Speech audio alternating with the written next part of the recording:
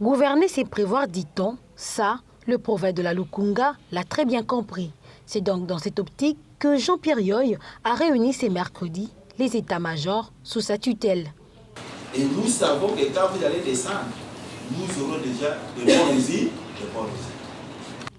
Séance tenante, les réarmements et la moralisation étaient au rendez-vous. L'objectif était de permettre à ces experts de l'EPST de mener avec délicatesse et rigueur les missions de supervision dans les 13 sous-divisions que compte Lukunga.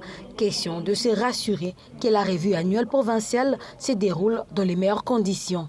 Notre souci majeur est que comme il s'agit là d'une revue annuelle de performance technique et axée sur les résultats, il faudrait que ces cadres puissent nécessairement savoir comment ils doivent se comporter, tout en rappelant au chef de sous-division donc de pouvoir organiser ces assises conformément à l'arrêté signé par son Excellence Monsieur le ministre de l'Enseignement primaire, secondaire et technique, et aussi suivre les orientations formulées dans la revue annuelle de performance nationale donc de l'année 2022-2023. Parce que notre souci majeur, c'est que notre province éducationnelle de Kinshasa-Lukunga soit la première de toutes les provinces de la République démocratique du Congo sur cet aspect donc de revue annuelle de performance. Des assises au terme desquelles les parties prenantes se sont dit satisfaits et désormais prêts à être largués sur le terrain.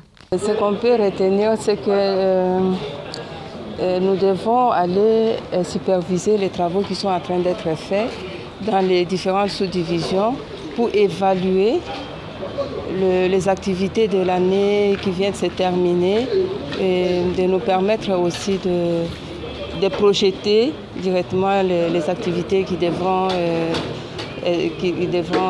seront prévues pour l'année scolaire qui va bientôt commencer au mois de septembre. On attend de nous de l'appui nécessaire auprès de ces assises-là, donc accompagner les sous-prophètes dans leur organisation technique, surtout pour la revue annuelle de performance.